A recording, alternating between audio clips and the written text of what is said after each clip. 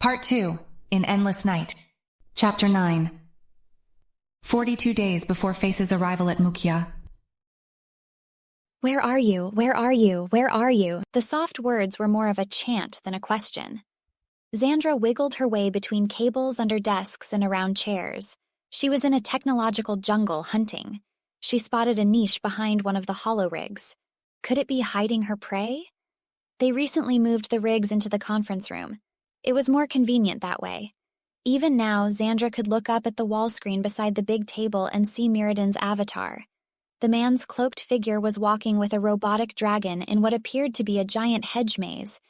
Here and there were fountains and various marble features, reminding her of something out of Alice in Wonderland. Meanwhile, in meat space, Mirrodin stood suspended by various straps and haptics in the rig to the right of the one that Xandra was headed for. She wormed her way over another set of cables and an empty can of rocket fuel. While there was a convenience to having everything in one room, it also made the space inconveniently crowded, especially as they kept bringing in more and more equipment.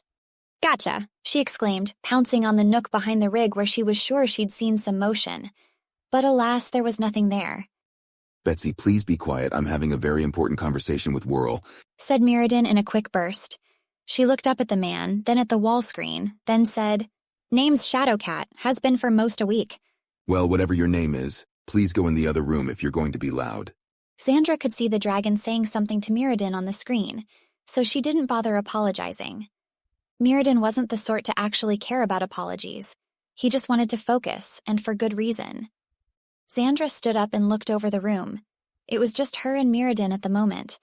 Where could her prey be hiding? She opened one of the two doors in the conference room.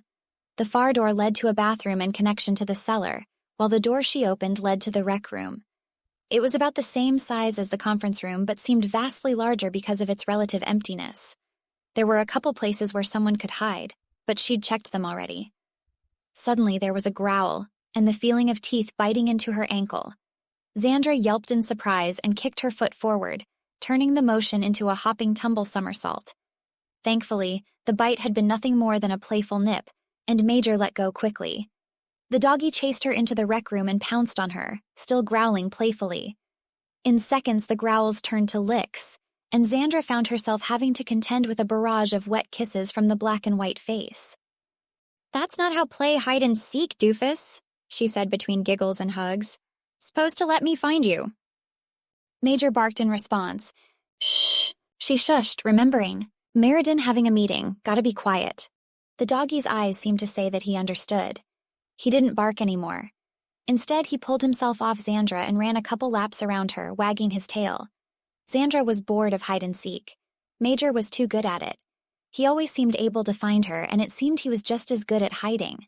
She wanted to ask what Major wanted to play, and so she stood up and moved to close the door to the conference room. They'd moved Major's console down to the rec room just after Christmas at Xandra's request. Since they were all down in the basement so much nowadays, it seemed right to let Major speak English without having to go all the way upstairs. "Hey, Pumpkin, you ready to do some serious work?" Daddy came around the bend in the room that connected to the staircase. Xandra, eager for something more interesting than listening to Mirrodin discuss endless technical details with Whirl, snapped up into her best salute and said, "Yes, sir." Major bounded over to her and sat to her right, raising one paw in imitation. Daddy smiled warmly and waved her over as he walked towards the conference room. He was dressed up and seemed to be in a good mood. "We'll be talking with Lee in a moment. He's finally set up again." "Know where he is?" she asked, stepping in beside him with Major falling in behind. "Not a clue. Well, it's probably somewhere in Asia, but otherwise we're just as in the dark as we were before. At this point, I think he'd deliberately hide his location from himself if he could." Xandra nodded. The man was fascinating, but absolutely paranoid. Even communicating regularly as the mouthpiece of Acorn, they'd learned almost nothing about Lee himself. He never appeared except in holo and always distorted his voice. Whirl's attempts at backtracing his internet address had led to nothing but a spiderweb of obscure proxies. "It's what I'm hoping you can help with, actually," continued Daddy. "I'll be so focused on leading the conversation that I won't be able to listen as much as you can. If you use that big brain of yours, you may be able to pick up some clues about him. We may be working together at the moment, but—" Daddy let the word hang there as the three of them entered the rec room. The cloaked wizard and dragon were still conversing up on the wall screen. Wrap it up, you two. I have Lee ready to talk again and waiting for us to get set up on this end, said Daddy as he plopped into the center chair opposite the wall screen and poked at his comm. Mirrodin didn't respond. Xandra could see the dragon saying something and looking at the camera that was capturing the scene. We can't hear you, she said. Oh, sorry. Said Mirrodin, gesturing in both meat space and up on the screen. Should be unmuted now. We are Node 20. Bellowed the great metal serpent with startling volume. You will allow Whirl to observe the exchange. Daddy nodded impatiently. Yes, of course. Just keep tapping the line and stay hidden. Last thing we need is to spook the guy. The dragon nodded. As you say. And just like that, the hedge maze faded out and was replaced with a stone chamber with swirling multicolored portals all around Mirrodin, who stood alone in the center. Should I get unstrapped? Asked Mirrodin. No need. We'll just do a group call with you and Hollow. While Daddy worked to get things set up, Xandra climbed into one of the office chairs next to him. Major padded around by her bare feet, his fur occasionally brushing up against them. She folded her legs underneath her so she wouldn't be distracted. After a minute of fiddling with the security settings, Daddy managed to get a split-screen view on the wall with Mirrodin's avatar on the right and Lee's avatar on the left. Behind both of them were bland backdrops, as though they were calling from in the middle of having their portraits taken. Lee was wearing the avatar he normally wore, a lion-headed angel with brilliant white fur and feathers. His body was covered in heavy plate armor that glinted with computer-perfect mirror surfaces, and his eyes shone with a pure gold light. When he spoke, his voice was a semi-synthetic growling boom. Acorn tells me that you've been in contact while I was unavailable. Lee's words made Xandra's heart pound. Her fantasies about marrying Lee had only gotten more intense as they'd been in contact. He had a kind of raw power to him that she liked a lot. Xandra tried to sit up straight and look presentable. She knew the camera could see her and she hoped she looked pretty. Daddy always said she was pretty, but he was biased. Straight to business then? No Merry Christmas? Asked Daddy with an edge of sarcasm. Lee folded his arms but didn't respond. Still half distracted thinking about her appearance, Xandra tried to focus on Lee, looking for clues in his reaction to who he was and where he lived. We exchanged a couple emails, but nothing more, said Mirrodin.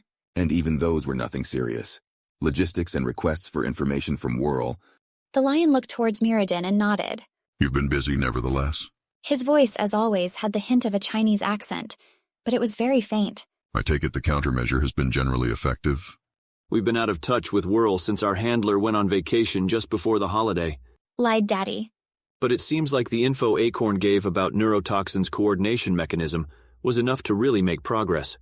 Lee waved a gauntleted hand, and a third view popped up on the wall screen between and below the two figures. It was a world map composed of green coastlines on black. Let's start by talking about the eradication of neurotoxin then. Sharp yellow dots sprayed out from India in a quick time-lapse showing neurotoxin's progress. Bangalore had been ground zero, though London and Chicago had quickly become secondary hubs for the supervirus. It was soon swarming over every continent, with a density matching computer use. At the very end of the animation, a huge chunk of the dots faded to a darker green, probably to signify those infected systems had reported themselves clean and immune. It occurred to Xandra then that neurotoxin, as coordinated and intelligent as it was, had done something extraordinarily foolish by getting so big. If it had stayed small and focused on adapting around detection mechanisms, it could have survived for years, decades. Rare diseases still existed where smallpox, polio, and malaria had been systematically brought down because they were the focus of the world. Before we get into that, said Daddy, let's talk about your sudden disappearance and whether you'll be able to actually stay in contact moving forward. I don't think I have to tell you just how big of a deal Acorn is, and it seems to trust you more than anyone else. That's because you're planning to kill it, said Lee, leaning back in a way that somehow conveyed contempt. We want to work with Acorn, not destroy it, said Mirrodin with just a bit too much enthusiasm. If you say so. Lee's voice had more than a touch of sarcasm. Regardless, I doubt that Acorn will let you near its server banks anytime soon. Does it let you near its server banks? Chimed in Xandra.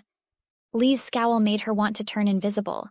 The silent tension that followed was nearly unbearable. The lion's golden eyes shifted to Daddy and he said, My location is none of your concern. The spies that found me before. There's no way that whoever found my old residence was able to follow me, so I should be able to operate unhindered here indefinitely.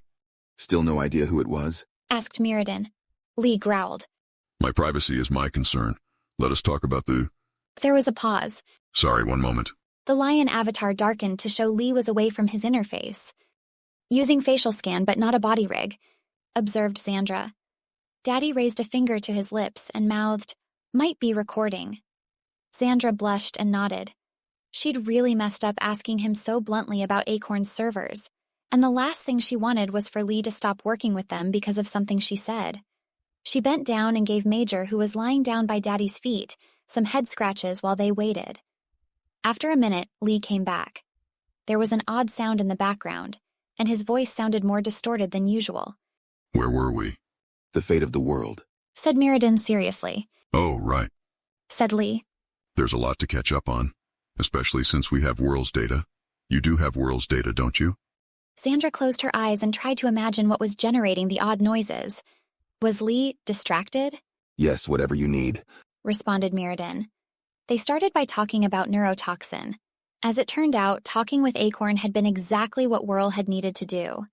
Acorn had been working on a countermeasure to the virus that used its decentralized nature against it, injecting noise into the encrypted packets that local sections of the virus sent to its larger body. This noise in its nervous system made the virus sluggish to respond to threats, and Whirl had been successful in using the technique to isolate chunks of the virus and coaxing it to mutate into a form that would pressure the rest of the virus into deleting itself. Of course, any given mutation that caused mass deletion was only effective until neurotoxin evolved a new encryption mechanism, and old backdoors in compromised systems were still vulnerable, but the fight was on in force now.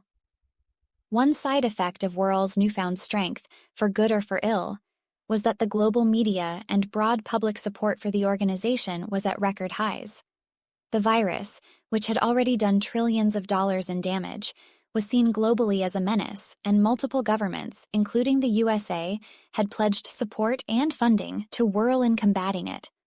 Whirl is trying to pivot and use the attention to set themselves up as defenders of humanity in the case where war with the Nameless breaks out. Grumped Daddy. Acorn wants to emphasize not to underestimate neurotoxin. Warned Lee. It may seem like you're winning right now, but it's possible that we're all just being drawn out so that the jaws can snap closed on us. It's the sort of thing that Lee seemed to catch himself in the middle of a word. that we need to watch out for. He finished. Yes, well, as much as I agree with that, Said Daddy. we need to track the other players in the game. Cyan dots were added to the map to reflect Whirl's points of power. The collective wasn't giving them all the data, but certain things were obvious when tracking the news.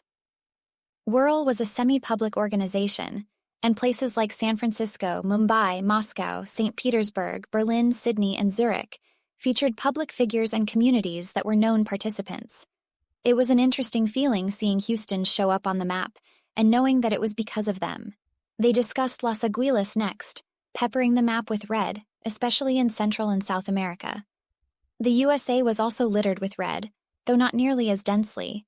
Much of the color was in Florida, the Southwest, and the more rural areas of the country, with battlegrounds between red and blue in California, the Carolinas, and around the Great Lakes. If she ignored the yellow and green dots, it was remarkably similar to political maps she'd seen, and she wondered about the connection. Phoenix is also moving in India. Said Daddy. She didn't say anything outright about her plans, but it's not that hard to read between the lines. You two still in touch? Asked Lee as his avatar fiddled around a bit. A moment later, a red hand-drawn circle appeared around India. No, she dropped us the instant she caught on that we're working with Whirl. Phoenix is an idiot. Muttered Lee. You've worked with her too, I see. Laughed Daddy. No comment? Said Lee, suddenly cautious again. Xandra finally figured out what was going on. Before he'd gotten up, Lee's avatar had been doing facial tracking and mapping his expressions onto the lion. Afterwards, his facial features were more neutral and keyed to his tone of voice.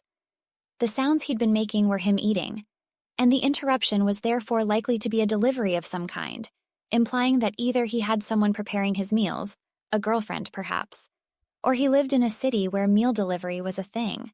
It seemed odd that he wouldn't just use an autocook. Surely he had the money to afford one for himself. That seemed to favor the girlfriend hypothesis. But perhaps it was just because he'd recently relocated on account of being spied on. There were just too many variables, but it was something. Xander looked for ways to tie the bit of information to the other things the man was saying. With Neurotoxin, Whirl, and Las Aguilas plotted, they turned to the Divinity Gang, which became a fat splatter of purple across the USA and Canada. How were you able to plot this?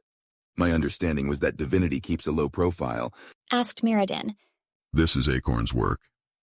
I'm not entirely sure what algorithm it used, but I know it involved backchaining from known incidents through Tapestry to find people whose social media behavior changed in a way consistent with exposure to Zen. There was an audible pop in the background, and Lee stopped talking. The fuck was that? He swore under his breath in Chinese. It's not even dark yet.